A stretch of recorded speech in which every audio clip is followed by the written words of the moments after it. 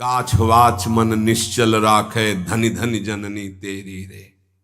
नरसिंह मेहता जी के। इंद्रियों को वश में करो। नेत्र सबसे खतरनाक, इनको बहुत सावधान रखो। बहुत बहुत ये चंचलता, नेत्रों की चंचलता।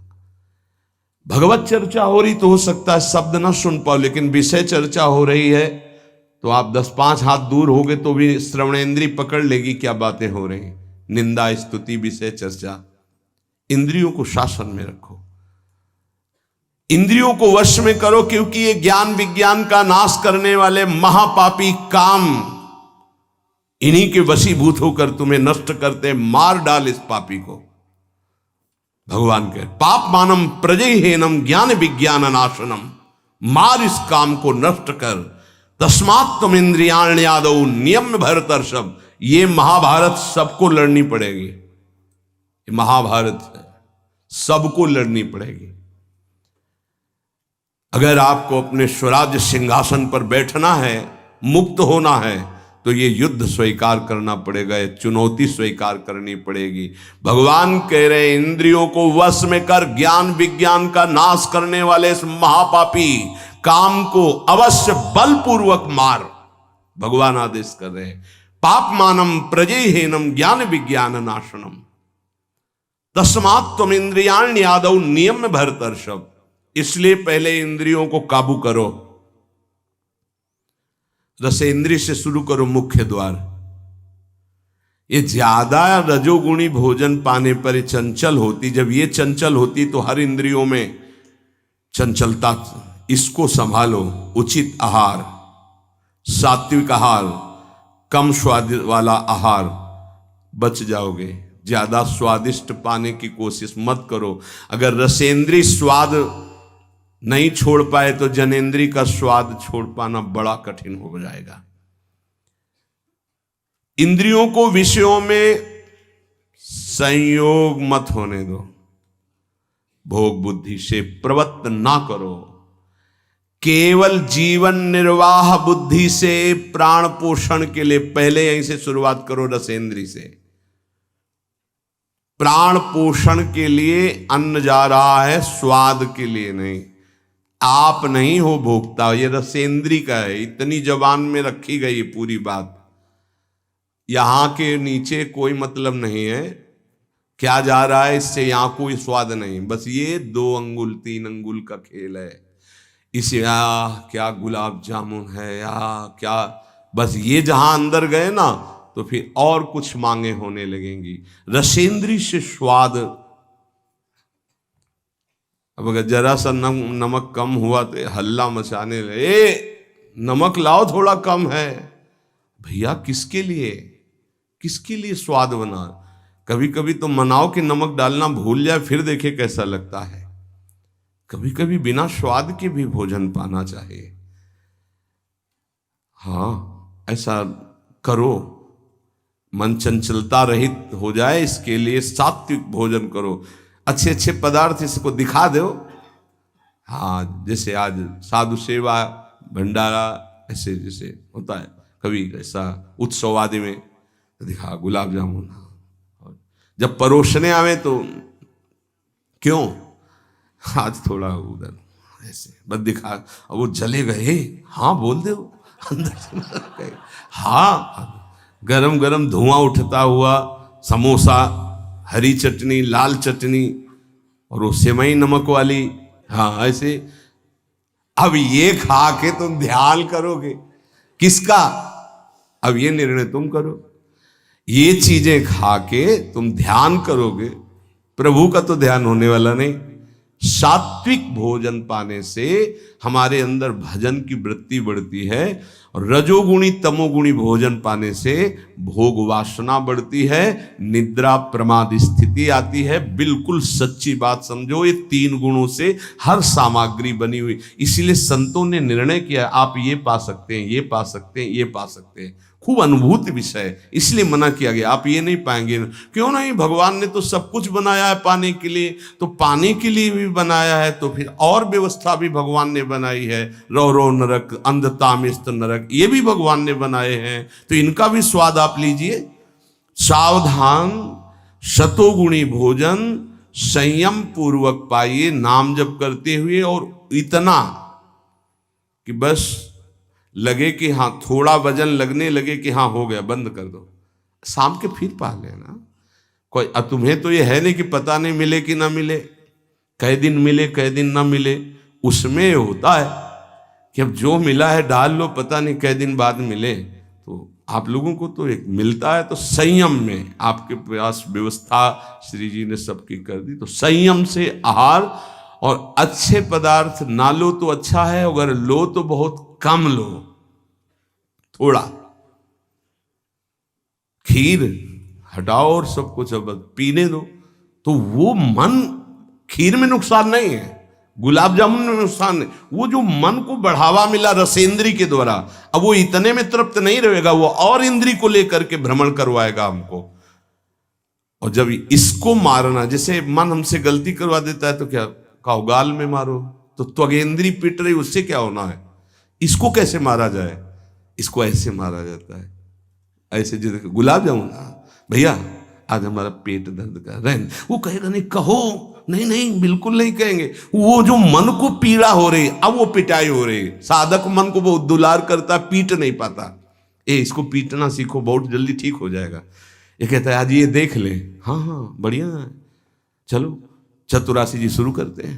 वो कहेगा नहीं नहीं, चतुरासी जी शुरू कर। उसको मारना है तो उसके विपरीत चलना पड़ेगा।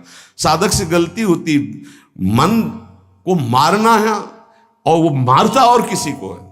आज ये नहीं कहे, आज ये नहीं, आज ऐसे नहीं, आज अच्छा। मान लो आप परिक्रमा दे आए, तो शरीर को पीड़ा पहुंच रही, मन को कोई फर्क नहीं पड़ रहा। मन जिसको चाह रहा है वो चीज उसको ना दो तो उसको पीड़ा होती है, और उस पीड़ा को आप अपनी मान लेते हैं, इसलिए दुलार करते हैं। इस रहस्य को समझिए, मन की पिटाई जरूरी है, और ये इतने सुरक्षित रहता है कि इसको दुलार करना होता है, पीटना होता नहीं। इसकी पिटाई है कि ये जब जो मांगे आज ऐसे, तो दिखा दिया कि हाँ देखो ये है, मिलेगा नहीं तुम्हें पाने को, और वो जलन पैदा करेगा। 5 ही मिनट का चांस है, 1-2 बार केवल आएगा ये कि गुलाब जामुन गुलाब जामुन, फिर बाद में तो मिलना। और रोज कौन मिलता है, हाँ नहीं कोई बात नहीं है, धैर्य रखिए।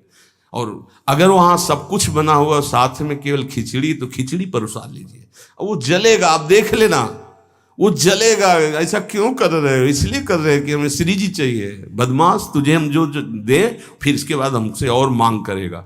संतों ने इसको ऐसे बस में किया है। बहुत कठिन, बहुत कठिन है। अगर सामने से मिठाई प्रिय है और वो निकल जाए, आप परोसाओ ना, तो आप देख लो, कामा संजायते क्रोधा, भौं चढ़ जाएगी अपने आप से। कितनी बड़ी चूक हो रही है। परम पद फीका लगेगा, गुलाब जामुन मीठा लगेगा, ये बहुत बेईमान है। आप इस बात से समझ, मतलब सावधान रहें कि इसकी चाल में ना फंसे, इसकी पिटाई जरूर करनी है। मन कहां से पीटा जाता है, इसकी मांग को ना कर दो, बस इसकी पिटाई शुरू हो गई। ये कह रहा है ये चाहिए, उसके विपरीत नहीं। अब वो जलेगा, जलेगा, पवित्र हो जाएगा। और उसने मांगा, वो आपने दे दिया, अब वो और मांग रख देगा, वो आपको परेशान कर। तस्मात् त्वमिन्द्रियाण्यादौ नियम्य भरतर्षभ। हे अर्जुन, ये राग पूर्वक जब किसी वस्तु को पाता है। अच्छा, और दूसरा उपाय, गुलाब जामुन पाना है, हाँ, या 5 गुलाब जामुन देना, थोड़ा नमक ले आना, और शांति। वो कहेगा नहीं नहीं, नमक, गुलाब जामुन पाना, मिला लिया, अच्छे से नमक मिला लिया, गुलाब नहीं नहीं, पाओ ना गुलाब जामुन। ये उसकी मार है। पर ऐसा साधक मारना नहीं चाहता। सब्जी साइड में करके एकदम दोना में अलग, रस सहित जे ही ऐसे किया, पूरा फूटा मुंह में। तो अब वो मन का पोषण हो रहा है। हर वस्तु का ऐसे ही, सब हर विषय का सेवन ऐसे ही है। तो अब अपने लोग मन को तो समझ नहीं पा रहे, उसको पीट नहीं पा रहे, वो हमको फंसा के पीटता चला जा रहा है। बहुत पीटता है, देख लो, बहुत पीटता है मन, बहुत इसकी पिटाई चाहिए। कोई गुरु कृपा पात्र इसको पीटना शुरू करता है, यही उसकी पिटाई है कि इसके विपरीत चलो, जो मांग इसकी हो रही है उसके विपरीत चलो।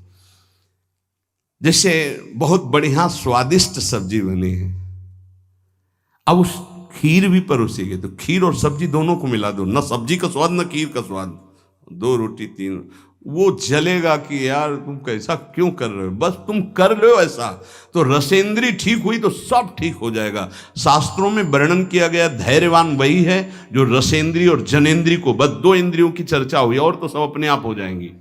और रसेंद्री प्रधान, रसेंद्री ना हुई तो फिर आगे जो राग पूर्वक भोग, कोई भी भोग किया जाए वो बिल्कुल द्रवित हृदय में छप जाता है, बार बार पीड़ा पहुंचाता है, ना चाहते हुए भी साधक का पतन कर देता है। यही है, ना चाहते हुए पाप कौन करवाता है। आहार का बहुत बड़ा फर्क पड़ता है। अगर हम आहार पर संयम कर लें तो निश्चित काम पर विजय प्राप्त की जा सकती है। अगर आहार पर संयम ने, उचित आहार से आप देखना खाते खाते मर जाते हैं, लेकिन खाने की इच्छा पूर्ति नहीं होती। यही चमत्कार माया का। 2 रोटी डाल लो फिर भजन देखो कैसा होता है, देख लो ना आप करके। खट्टी डकार आ रही है यहां से, फिर भी शाम के बैठे हैं, आलू का पराठा और चटनी ये और वो, फिर जाके पचाने में पूरी ताकत। भजन कैसे करोगे? थोड़ा भोजन करो, खाते खाते मर गए यार। आज यहाँ का, कल वहां का, परसों यहाँ का, संसारी पुरुष इसी में लगे रहते हैं। सुनो, उतना डालो जितना प्राण पोषण के लिए। कभी ऐसा देखो कि पेट में वजन ना आने पावे। अगर आपको भजन बढ़ाना है तो पेट में वजन ना आने पावे, ऐसे जब बैठो और भोजन शुरू करो, जहां लगने लगे कि पेट में कुछ आ, वहीं बंद कर दो। और 1 दिन का अभ्यास, निर्णय करो कि 2 रोटी इतना इतना इतना और उतना ही। ये बार बार बांटना और बार बार पाना ये साधकों के लिए ठीक नहीं है। एक बार रखवा लो 4 रोटी से दाल सब्जी और बस खत्म। आपका घर है, आप श्री जी का प्रश्न, बस एक बार, और उसी को पाके अपना भजन करो। धिक्कार है जीवन को, खाते खाते अवस्थाएं बदल गई, बचपन से लेकर 50-60 वर्ष के वही खाने की इच्छा। कभी तो थोड़ा मन वही फंसाए है, मृत्यु आ जाएगी फिर भी खाने से तृप्ति नहीं होगी। एक बार इस रसेंद्री को काबू में किया जाए, भोजन पर सावधान, थोड़ा अल्पाहार, इतना जिससे हमारे प्राणों का पोषण हो जाए, सब ठीक हो जाएगा। आप देख लेना, अल्पाहार। अगर भोजन सुधार नहीं होगा तो फिर भजन में सुधार नहीं होगा। भोजन, बहुत प्राण शक्ति प्रबल है आपकी, ऐसे नहीं निकल जाएगी। बहुत प्राण शक्ति बलवान होती है। वायु, अन्न, जल उचित चला गया तो खूब साधना बनेगी। इसलिए कोई भी वस्तु राग पूर्वक सेवन न की जाए। ये ज्ञान मार्ग, भक्ति मार्ग, जो मार्ग के उपासक, उनको इस बात पर विशेष ध्यान रखना, चाहे गृहस्थ हो चाहे विरक्त हो। शास्त्र के अनुसार कर्तव्य कर्म होने चाहिए और राग रहित आहार विहार होना चाहिए। पूज्य श्री पंडित गया प्रसाद जी के शिष्य मास्टर बाबा, उनके पास जितने साधक रहते थे तो उनकी सब्जी में नमक नहीं, खीर में चीनी नहीं, ऐसे ही उल्टा सीधा बनता था। तो जानते हो कैसे साधक रहते थे? 2-4, जब दंडोती परिक्रमा लगा रहे थे तब वहां गए थे 2-4 साधक। जब शाम के मिला ना तो वहां कुछ पकड़ में नहीं था कि रोटी से सब्जी पाओ तो कुछ पकड़ में आवे, या दूध और चावल मिला के रखा गया तो कुछ पकड़ में, कुछ पकड़, न मीठा न खट्टा न नमकीन न कुछ। वो भगवत धाम को प्राप्त हो चुके हैं, बहुत अच्छे महात्मा थे पूज्य श्री मास्टर बाबा जी। ये बड़े बड़े महापुरुष ऐसी चाल क्यों चलते हैं? क्योंकि वो अपनी इंद्रियों को काबू में रखना साधकों को सिखाते हैं। काम को मारने के लिए सबसे पहले इंद्रियों का नियमन करने को श्री भगवान कह रहे हैं। तस्मात् तुम इंद्रियाण यादव, नियम में भरतर्षभ, इनको पहले कंट्रोल में करो। कान से भगवत वार्ता, अच्छी वार्ता सुनो। नेत्रों से अगर कहीं एक बार कोई ऐसा दृश्य उपस्थित हो जाए प्रकृति में तो प्रणाम करके दोबारा नेत्र मत पहुंचाओ। जहां आकर्षण हो वहां बार बार नेत्र मत पहुंचाओ। वाणी से कभी अश्लील संभाषण, गंदी बातें मत करो। खान पान संभालो, इंद्रियों को संभालो, ठीक हो जाएगा। जब तक साधक इंद्रियों को संभालता नहीं तब तक उसकी दृष्टि भगवान की तरफ न रहकर भोगों की तरफ होगी। आज ये बनेगा, अच्छा, और पहले से संकल्प मन बना लिए इस में तो ये ज्यादा नहीं। तो ऐसा है कि आप जो चाहो जितना ले सकते हो। हाँ हाँ, खुली छूट है। इंतजार हो रहा कब वो 11 बजे, कब 12 बजे। ये संकल्प विकल्प को मारना है। कभी कभी ऐसा कर लिया करो, ज्यादा मन तैयार हो गया ना कि आज तो उत्सव है, बहुत गोल कर दिया, आज उपवास करेंगे हम, तो सब मत करना, नहीं तो गड़बड़ हो जाएगा। अलग अलग उत्सव में एक एक दो दो आज नहीं पाएंगे, आज भूखे रह करके रहे। फिर आप देखो जो आपको मन जलन पहुंचाएगा वही मन को अधीन करने के बिना इसके अधीन नहीं होने वाला। ये भी बात समझ लीजिए, यहीं से अधीन किया जाता है। जैसे अपने लोग अब सावन भर केवल गंगा जल पी कर रहेंगे, जो भगवान शिव की उपासना गंगा किनारे सावन खूब आराम से 2 4 5 दिन शिथिलता होती है, इसके बाद वो शरीर उसी ढांचे में ढलने लगता है और गंगा जी में सब सामर्थ्य विराजमान है। सही, कभी हम अपने शरीर को शक्तिहीन अनुभव नहीं किया। गंगा जल में इतना पावर विराजमान है, ऐसे पदार्थ विराजमान है। उस समय जब गंगा जल ही केवल बहुत सामर्थ्य उसमें, कभी ऐसा नहीं लगा। जब गंगा जल पीते थे तो लगता साक्षात माँ का दूध पी रहे हैं, एक विशाल अंदर से उत्साह प्रकट होता था। 2 4 दिन के बाद शिथिलता खत्म हो जाती है और वो शरीर पचाने लगता है। जो अन्न की मांग करता है वो धीरे धीरे शांत होने लगता है। मनुष्य की प्रवृत्ति इंद्रियों की मांग को पूरी करने में है। आज तो घर में नहीं, आज चलते हैं होटल में खाएंगे, यहाँ के नहीं, गाड़ी में बैठे आज छठी करा वाले होटल, ये क्या है आज वहां, ये है क्या? अरे बोले जिंदगी का यही तो लाभ है। तो भैया ये जिंदगी का लाभ नहीं है, ये जिंदगी के लाभ को नष्ट करने वाली हानि है। शतोगुणी सात्विक भोजन बना के भगवान को अर्पित करके प्राणों का पोषण करो। वहां जा करके कौन किस भाव से बना रहा है, कैसी अपवित्रता या पवित्रता है, बहुत सावधान। सबसे पहले काम इंद्रियों को फंसाता है, जिससे उसमें विषय की कामना होती, फिर काम मन को अधीन करता है, फिर बुद्धि को अधीन करता है, और ये सब 1 सेकंड के कम हिस्से में हो जाएगा। एकदम फैल गया कि तुम्हें विचार करने का अवसर नहीं मिला। परंतु जो साधक इंद्रियों की कामनाओं में ही ब्रेक लगा दिया, भगवान कह रहे वो भावपूर्वक कर्तव्य का चिंतन करता है, नहीं, ऐसे साधक को शीघ्र भगवत प्राप्ति हो जाती है। ध्यान दीजिए, सबसे पहले इंद्रियों में ही काम पैदा होता है और विषय को विषय आकर्षण करता है। और विषय जब कामना पैदा होती तो विषय कर्म करने की चेष्टा होती, कोई भी कामना किसी भी इंद्रिय की, और जो विषय कर्म में फंस जाता है उसका पतन हो जाता है। और जो उपासक इंद्रियों की चाह को, कामना को पूर्ण नहीं होने देता, वो उसको कर्तव्य का बोध होता रहता है। जो अपने कर्तव्य का बोध करता है, मेरा कर्तव्य क्या है, वो शीघ्र ही अपना उद्धार करने में समर्थ हो जाता है, भगवत प्राप्त हो जाता है। एनम ज्ञान विज्ञान नाशनम,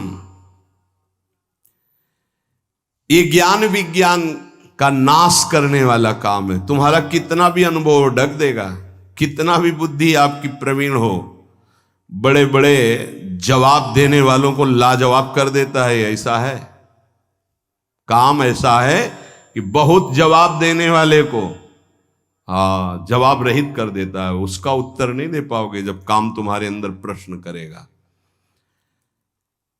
विज्ञान अनुभव साधना का सब ढक देगा, ज्ञान विज्ञान दोनों को। तत्व ज्ञान का यहां बात नहीं है कि ज्ञानी का शब्द है शास्त्र ज्ञानी से, बोध संपन्न महापुरुष से नहीं स्वात्मारामम विषय मृग तृष्णाम भ्रमयति। यहां भक्त जो अभी साधन काल में है, प्रेमी भक्त के नहीं, दो को कोई परास्ती नहीं कर सकता। प्रेम लक्षणा भक्ति से युक्त महापुरुष और तत्वबोध महापुरुष, ये ज्ञानी शास्त्र ज्ञानी, और ये भक्त अभी साधन मार्ग का।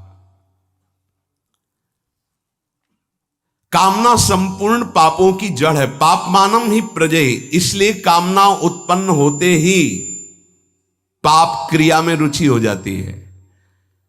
आगे चल करके वो इतना अंधा हो जाता है कि सतमार्ग छोड़ करके पाप कर्म में ही लग जाता है।